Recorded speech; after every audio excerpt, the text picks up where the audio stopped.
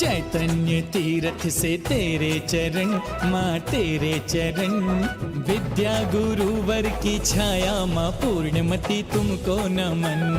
विद्या गुरुवर की छाया माँ पूर्णमती तुमको नमन। छवि देख तेरी हुए धन्य ये नयन, हुए धन्य ये नयन। विद्या गुरुवर की छाया माँ पूर्णमती तुमको नमन। विद्या गुरुवर की छाया माँ पूर्णमती तुमको नमन।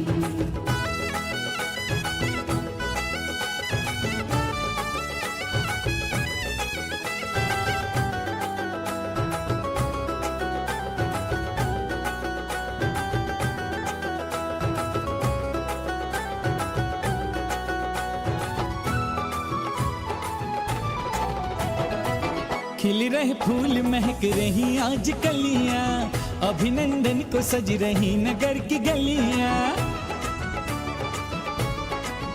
हो खिल रहे फूल महक रही आज कलियां, अभिनंदन को सज रही नगर की गलियां। तोरण द्वार बंधे चौक पुराए, खड़े भक्त आज पलके बिछाए।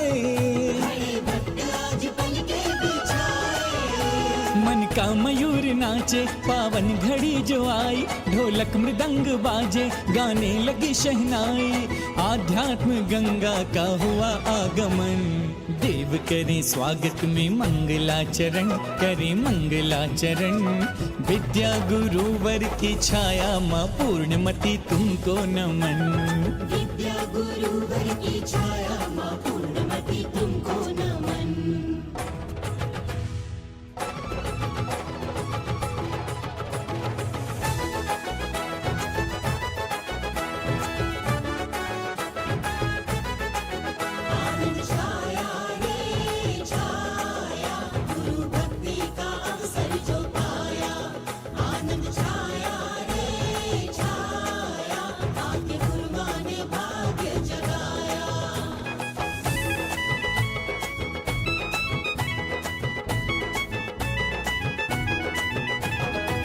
रत्नात्रय की ज्योत मन में है जलाई, कल्याणी पिछी विद्या गुरु से पाई। हो रत्नात्रय की ज्योत मन में है जलाई, कल्याणी पिछी विद्या गुरु से पाई। करुणा ममता दया नैनों में झलके, चर्या पालती गुरु आज्ञा में ढलके। शरण जब आए भव भव में फंसे प्राणी, पहचाने आत्म सत्ता सुनकर तुम्हारी वाणी। कर्मों से बड़ी माते का मंगल आशीर्वाद ग्रहण कर रहे हैं। सभी से निवेदन अपना स्थान ले लें। शीघ्रता सभी पीछे आ जाएं। भाभी आंटी सभी जितने भी अंकल जी सभी स्थान ले लें। बहुत शीघ्रता से भैया बढ़ जाए अपने स्थान पे। बहुत बहुत धन्यवाद। बहुत तेजी से बढ़ जाए। सभी से निवेदन खड़ा कोई भी ना रहे। पधारी और समाज की भावना को पूरा किया और आज उन्हें एक और सौभाग्य हमारे करमपुरा जैन समाज का।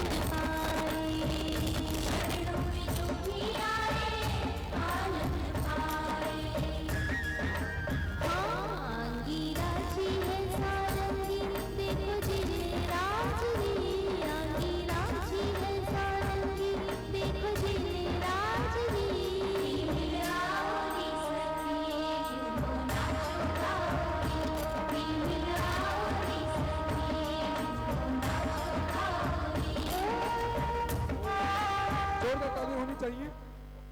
और इसके बाद जो अगली प्रस्तुति है मैं आमंत्रित करता हूँ।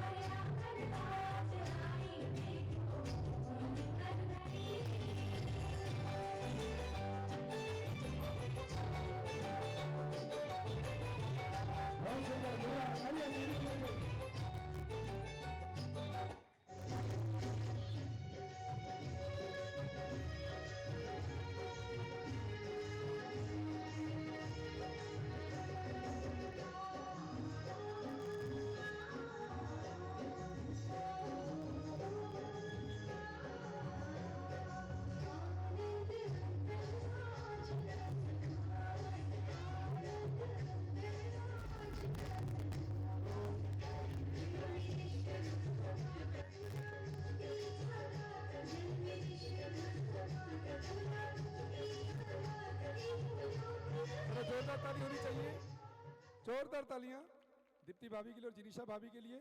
और एकता जी बहुत शीघ्रता से आ जाए, बस लास्ट परफॉर्मेंस 2 मिनट का और जल्दी जल्दी। भैया आचार्य श्री की पूजन की थालियां लिए फटाफट सभी।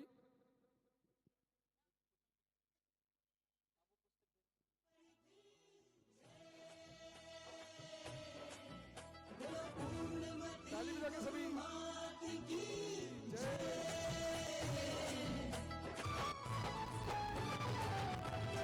चैतन्य तीर्थ से तेरे चरण, माँ तेरे चरण, विद्या गुरुवर की छाया, माँ पूर्णमती तुमको नमन। विद्या गुरुवर की छाया माँ पूर्णमती तुमको नमन। छवि देख तेरी हुए धन्य ये नयन, हुए धन्य ये नयन, विद्या गुरुवर की छाया, माँ पूर्णमती तुमको नमन। विद्या गुरुवर की छाया माँ पूर्णमती तुमको नमन। खिल रहे फूल महक रही आज कलियां, अभिनंदन तो सज रही नगर की गलियां। खिल रहे फूल महक रही आज कलियां, अभिनंदन को सज रही नगर की गलियां। तोरण द्वार बंधे चौक पुराए, खड़े भक्त आज पलके बिछाए। आज पल के बिछाए मन का मयूर नाचे, पावन घड़ी जो आई, ढोलक मृदंग बाजे, गाने लगी शहनाई। आध्यात्म गंगा का हुआ आगमन, देव करी स्वागत में मंगलाचरण, करी मंगलाचरण। विद्या गुरुवर की छाया, माँ पूर्णमती तुमको नमन। विद्या गुरुवर की छाया माँ पूर्णमती तुमको नमन। चलिए जोरदार तालियां। और अब यमुना पार जैन समाज की ओर से आने वाली 14 तारीख को जैन बालिका संस्कार महोत्सव होने वाला है, जिसके अंदर जो 8 साल से लेकर और कन्याएं जितनी भी हैं, जो कुंवारी कन्याएं हैं, उन सबके संस्कार गुरुमा सत्संग के पावन सानिध्य में कर कमलों के द्वारा किए जाएंगे। तो जितने भी समाज में यहाँ पर लेडीज जेंट्स उपस्थित हैं, किनके के घर में 8 से 2 दिन के अंदर ही आ गए हैं जैन बालिका संस्कार, आप जानिए, आपकी जानकारी के लिए बताऊं, गुरुमा के चरणों को स्पर्श भी नहीं कर सकते हम लोग, चाहे वो लेडीज भी क्यों ना हो। अगर स्पर्श करना है तो केवल भैयावर्ती के समय पर 16 के कपड़ों में आप स्पर्श कर सकते हैं, वैसे स्पर्श भी नहीं कर सकते। और जिन कन्याओं के संस्कार स्वयं माँ के द्वारा कर दिए जाएं, तो निश्चित तौर पर प्रथम बार दिल्ली में ऐसा आयोजन होने वाला है और ये बहुत बड़ा उपकार हमारी बालिकाओं पर रहेगा गुरुमा का। उस संस्कार कार्यक्रम में एक सभी कन्याओं को एक साड़ी यहाँ से भेंट करेंगे। गुरुमा ने अपने इतने व्यस्तम शेड्यूल में से मात्र ये एक दिन का सभी समाजों को केवल आधा दिन मिला है। आपकी समाज इतनी सौभाग्यशाली से पूरा एक दिन मिला है।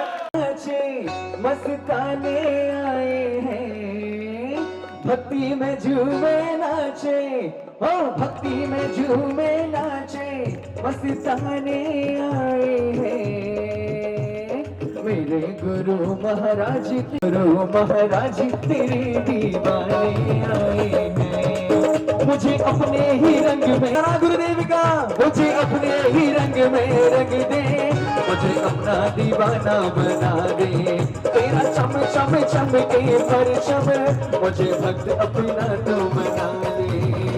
अमृत रस की धारी गुरु बरसाने आए हैं। अमृत रस की धारी गुरु बरसाने आए हैं। मेरे गुरु महाराज तेरे दीवाने आए हैं। मेरे गुरु महाराज तेरे दीवाने आए हैं।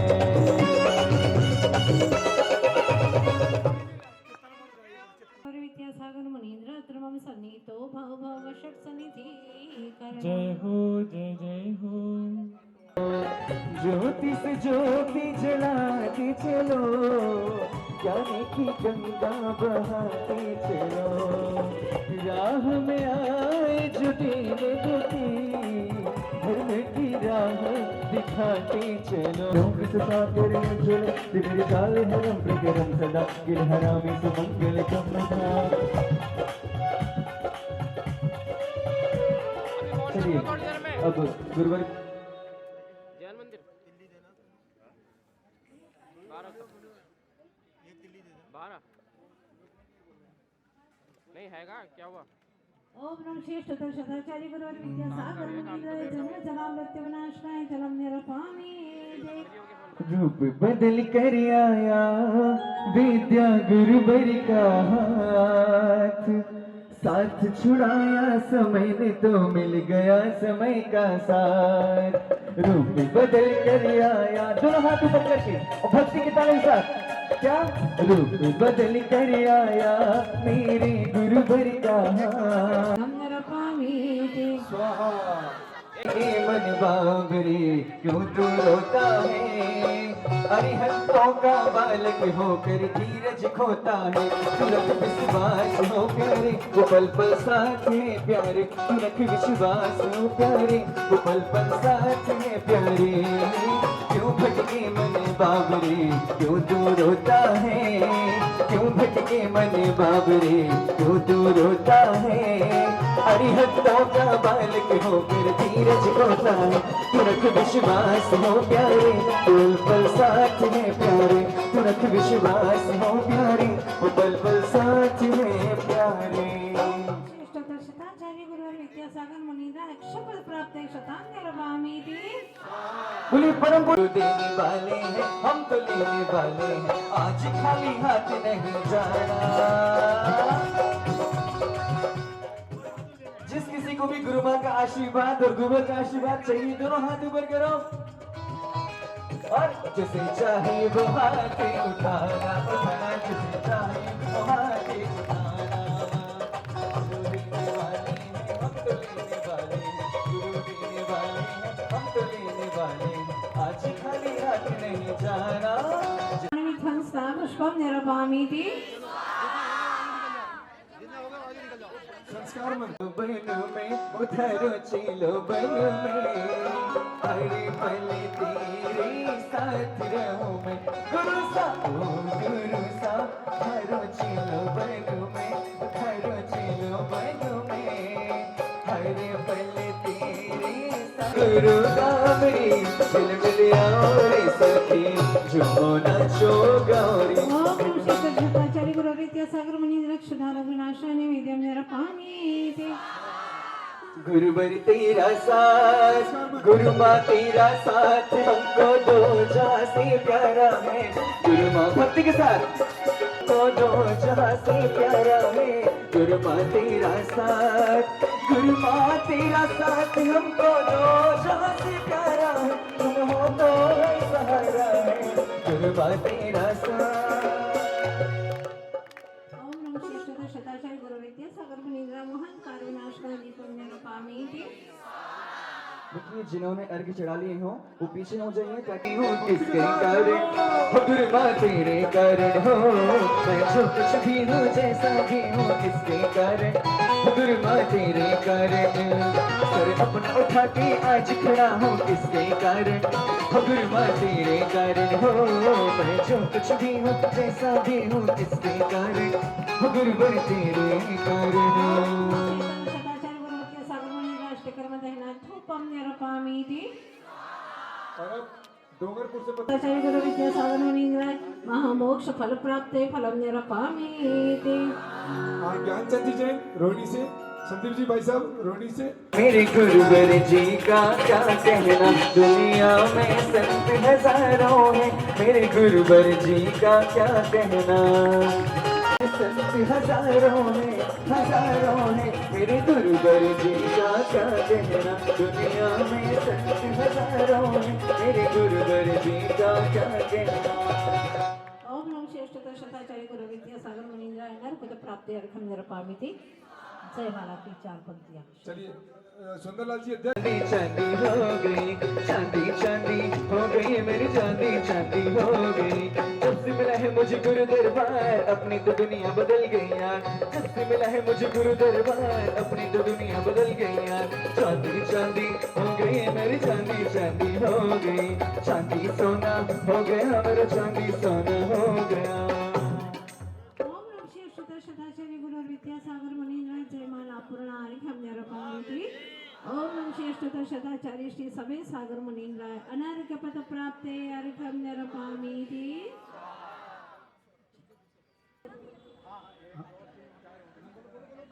गुणगान करूं कैसे सुनो सुनो चिलवानी गुरु की वाणी लागे बनने प्यारी प्यारी गुरवर जी की पानी लागे वो मीठे रस से भरोड़ी गुरवानी लागे मधुर मुरलिया जैसी लागे गुरुदेव की बोली मधुर मुरलिया जैसी लागे गुरुदेव की बोली प्रवचनों ऐसे लागे जैसे शक्कर संगनी बोली ये तीन लोगों के नाम और मैं दुख मिट दो जन्म दुख मिट दो मरण दुख मिट दो जन्म दुख मिट दो मरण दुख मिट दो हम सबकी हो मैया जन्म दुख मिट दो हे जिलवाणी मैया जन्म दुख मिट दो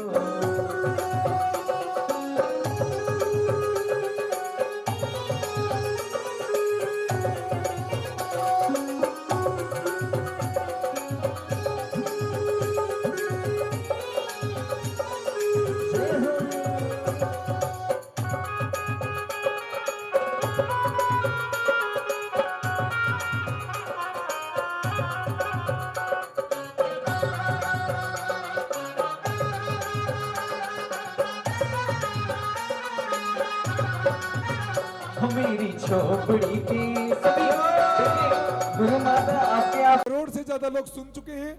जैन समाज में सबसे ज्यादा सुनाए जाने वाला अगर कोई चेहरा है तो माँ पूर्णमती जी की मंगलवाणी है, जिन्हें सबसे ज्यादा फॉलोअर्स अगर किन्हीं के हैं तो माँ पूर्णमती यूट्यूब चैनल के हैं। और जो हरियाणा सरकार की राजकीय अतिथि हैं, उत्तर प्रदेश सरकार की राजकीय अतिथि हैं, दिल्ली सरकार की अति विशिष्ट अतिथि हैं, दिल्ली सरकार द्वारा आध्यात्मिक श्रमणी उपाधि से अलंकृत है, दिल्ली पुलिस द्वारा सजग साधिका उपाधि से अलंकृत है और ना जाने ऐसे कितने ही विषय आज साक्षात हमारे मध्य विराजमान है। सभी जोरदार जयकारे के साथ गुरु मां के चरणों में निवेदन करेंगे और अपने दोनों ही वंदामी, हे माता जी वंदामी, हे माता जी वंदामी, वंदामी माता जी। वंदन हम करते मंगलमय आदिनाथ स्वामी को संघ शिरोमणि शासन नायक, संघ शिरोमणि शासन नायक ऋषभनाथ स्वामी को वंदन हम करते मंगलमय। जिन चरणों में भवि जीवों ने सारे कर्म नशाए, जिन चरणों में शतेंद्रों ने झुक झुक शीश नवाए, उन चरणों में बलि बलि जाऊं, उन चरणों में बलि बलि जाऊं। धन्य मोक्षगामी को वंदन हम करते मंगलमय।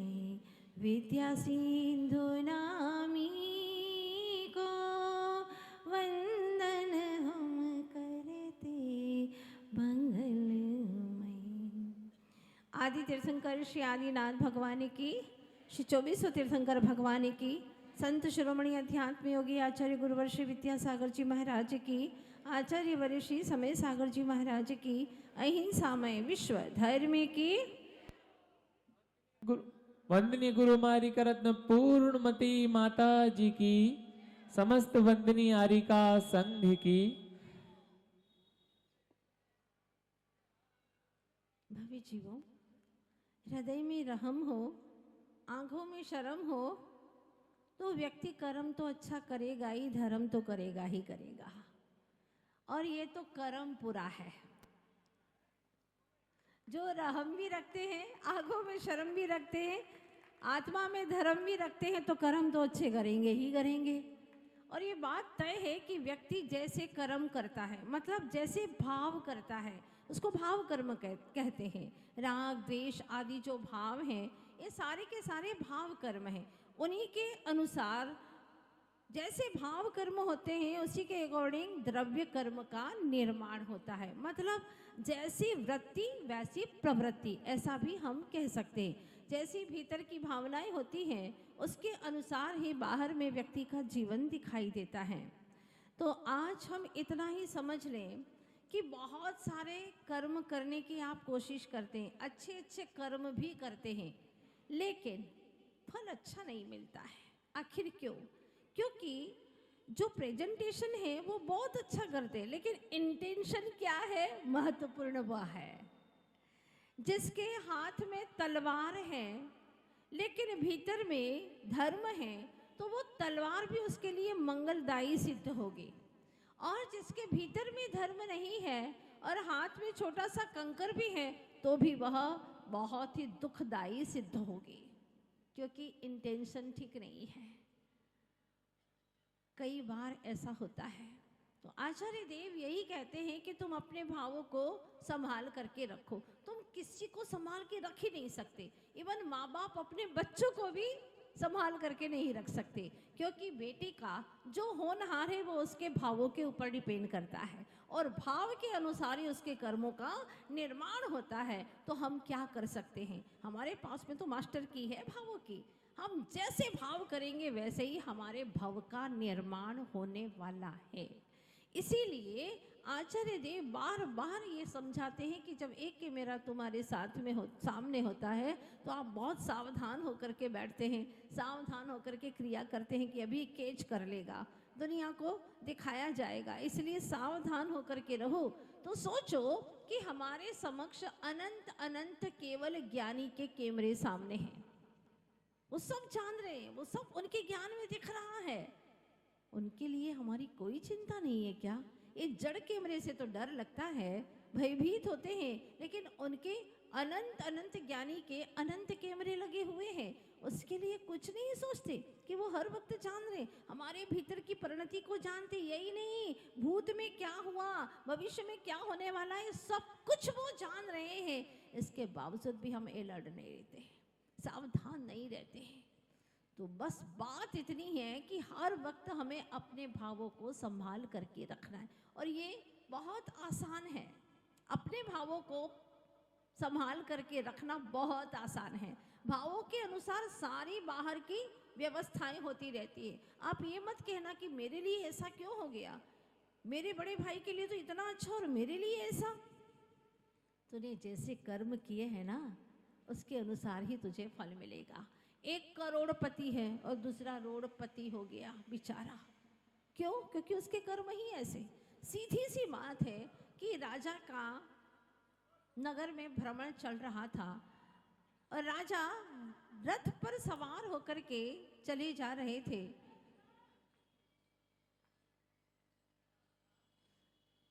जब राजा जा रहे थे तो रास्ते में उन्होंने क्या देखा? चौराहे पर, चौपट के ऊपर एक व्यक्ति, सारे लोग तो राजा को देखने के लिए नीचे आ गए, प्रणाम करने लगे राजा जी को, विनम्र हो गए, लेकिन वो बेटा ऊपर ही खड़ा है और खड़े खड़े ऐसे ही प्रणाम कर रहा है, हाथ भी ढंग से जोड़े नहीं है।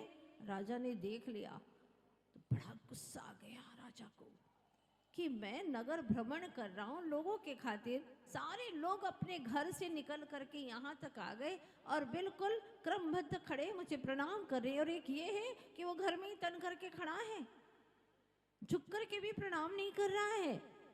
बहुत गुस्सा आ गया।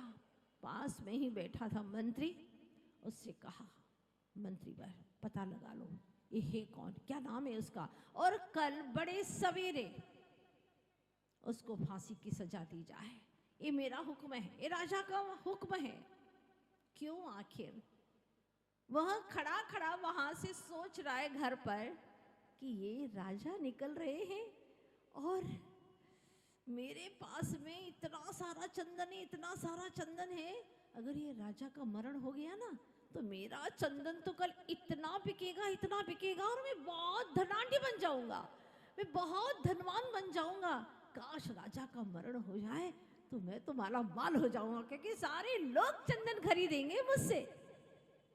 उसने वहां पर ये भाव किए और वह भाव की तरंगे राजा को टच कर गई, छू गई, और राजा के अंदर भी क्रोध आ गया।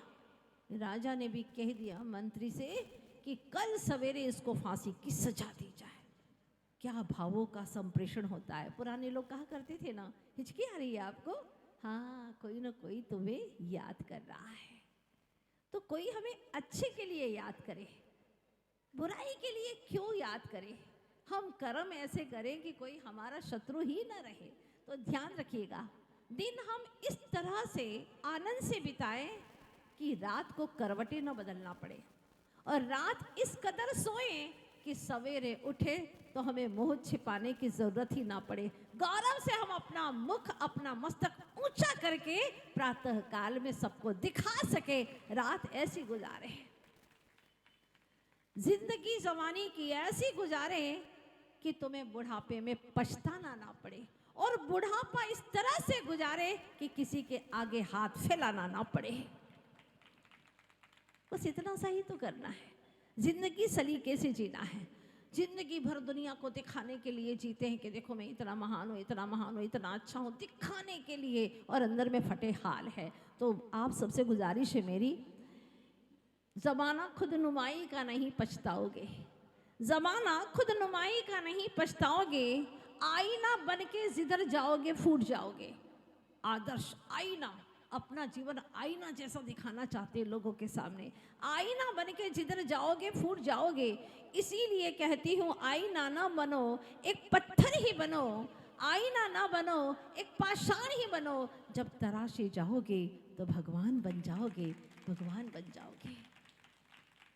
जिंदगी इस सलीके से जिए, इस तरीके से जिए कि खुद को भी हर पल आनंद हो, लगे कि मैं जी रहा हूँ, मेरा जीवन जीना सार्थक हो गया है। कईयों के लिए जीना बन गया है, सीढ़ियां बन गया, सोपान बन गया है। खुद तो मंजिल को पाए ही पाए, लेकिन और भी उसके कदमों के निशा को देख करके मंजिल को तय कर सके। अब भावों का देखो कितना ज्यादा संप्रेषण हुआ। इधर वो व्यक्ति सोच रहा है और राजा ने भी सोच लिया कि उसको फांसी लगाना है। शाम ढली, वह देव वंदना के लिए गया। वह जो सेठ था वह देव वंदना के लिए गया, संध्या वंदना के लिए गया, और दिन भर के पापों का हमेशा लेखा जोखा किया करता था। उसके ख्याल में आया, रे रे मूड, आज तूने क्या विचार कर लिया। जो राजा है प्रजा पालक है, उसके बारे में इतना गलत सोच लिया। अरे वो तो जुग जुग जी, चिरायु हो, पुरनायु हो, ऐसा तुझे विचार करना चाहिए था। और तूने राजा के बारे में ही सोच लिया कि कब मरे, मेरा चंदन अच्छे से बिक जाए। अपने स्वार्थ के लिए तूने क्या सोच लिया। धिक्कार है तुझे, अपने आप को धिक्कार करने लगा और बार बार पश्चाताप करने लगा। उसकी आंखों में पश्चाताप के आंसू बहने लगे। भगवान से प्रार्थना करके वह बार बार कहने लगा, भगवान मेरे ये पाप जो मैंने किए हैं, इसका मुझे दंड मिले, मैं प्रायश्चित करना चाहता हूँ। भगवान मैंने बहुत बड़ी गलती की है, और बार बार पश्चाताप कर रहा है। रात भर वह इस दंड से, इस पश्चाताप से सो न पाया। उन्नींदी आंखों को लिए प्रातः काल हो गया, और उधर राजा के अंदर परिवर्तन शुरू हो गया। 6 बज गई, 7 बज गई, 8 बज गई। मंत्री ने कहा, राजन मैं जा रहा हूं उस व्यक्ति को लेने के लिए जिसको फांसी की सजा देना है। मंत्री वर तनिक रुकिए ना, मैं ये सोच रहा हूं कि आखिर उसको क्यों फांसी की सजा दूं। मैंने कुछ सोचा भी नहीं, समझा भी नहीं, और सुना दिया फांसी की सजा। हो सकता है उसके पैरों में कोई परेशानी हो सकता है उसके कमर में कोई परेशानी हो, वो चल ना पाता हो। बेचारा अपने घर पर खड़ा खड़ा प्रणाम तो कर ही रहा था ना। फिर मैंने उसको फांसी की सजा क्यों सुना दी, मुझे खुद को भी समझ में नहीं आ रहा। एक राजा होकर के निर्दोष व्यक्ति को इस तरह से मौत की सजा देना ठीक नहीं है। मेरे भाव बदल गए हैं मंत्री भाई। हाँ, अब कोई ज़रूरत नहीं है इसकी, उसको फांसी की सजा नहीं देना है। मंत्री समझ नहीं पाए, राजा तो कभी अपने दंड को पलटते नहीं। हाँ, लेकिन आज कैसे पलट दिया। वो उस व्यक्ति से मिले और उससे बात की। उस व्यक्ति ने, उस सेठ ने बहुत ही पश्चाताप के साथ में आंसू बहाते हुए मंत्री को सारी बात सुना दी। मंत्री को बात समझ में आ गई और वह कहता है कि मैं राजा जी के चरणों में आना चाहता हूँ और पश्चाताप करना चाहता हूँ, मैं प्रार्थना करना चाहता हूँ, एक बार अपने हृदय को स्वच्छ करना चाहता हूँ, मुझे ले जाइए राजा जी के पास में। क्या वो मुझे माफ करेंगे? अवश्य करेंगे। वो बहुत महान है, महान व्यक्तित्व के धनी है। और वह ले करके जाता है। वह अपने आंखों के आंसुओं से राजा के चरणों का प्रक्षालन करता है, मुझे माफ कर दीजिएगा। बात इतनी सी है, भावों का कितना जोरदार संप्रेषण होता है। अगर आप सारी दुनिया को अपना प्रिय मित्र बनाना चाहते हैं, अपना सा बनाना चाहते हैं, तो सबसे पहले अपने आंखों में आत्मीयता भरिए, अपने हृदय में आत्मीयता का भाव लाइए, और जो तुम्हारा कट्टर दुश्मन है उसके प्रति भी पॉजिटिव यहाँ से प्रेयर करिए और उसके लिए पॉजिटिव थॉट्स भेजिएगा। सकारात्मक विचार जितने आप भेजेंगे उसका दिल परिवर्तित होगा ही होगा। वैसे आप लाखों करोड़ों रुपए खर्च करें उसके लिए, वो ठीक हो ना हो कोई जरूरी नहीं है, लेकिन ये 100% सत्य है कि अगर आपने भाव अच्छे मन से, सच्चे मन से भिजवाए हैं तो वह उसको जाकर के परिवर्तित करेंगे ही करेंगे, इसमें कोई संदेह नहीं है। तो वो चंदन सेठ था, उसने भाव खराब किए तो राजा के भी भाव खराब हो गए, और उसने अपने भाव बदले तो राजा के भाव भी बदल गए। करमपुरा के निवासियों, अपने कर्म भी पवित्र करना शुरू करो, क्योंकि तुम्हारे हाथ में भाव अच्छे करना ही है, यही आप कर सकते। कर्मों को आप पकड़ नहीं सकते और बाहर की दुनिया को भी पकड़ करके बदल नहीं सकते, लेकिन अपने भावों को बदल सकते हैं। इसलिए बदला लेने की भावना कभी मत करना। बदला लेने का सुख तो 4 दिन का होता है, लेकिन स्वयं को बदल देने का सुख जिंदगी का होता है। बस इतना ही कहना चाहेंगे, क्योंकि समय काफ़ी हो चुका है। इसीलिए आप सभी लोगों को ने सोचा भी नहीं होगा ना कि माताजी करमपुर आएंगे। हमने भी कभी नहीं सोचा था। जब पहली बार नाम सुना था कि करमपुरा भी है, आप लोग एक बार श्रीनगर आए थे, मथुरा भी आए थे, तो हमने सुना तो था कि करमपुरा भी है। भाई कैसा करमपुरा होगा, नाम करमपुरा, धर्मपुरा होता बात भी अलग थी, पर करम ही पूरा। भाई सच बात है, कर्म अच्छे करोगे वही तो धर्म है।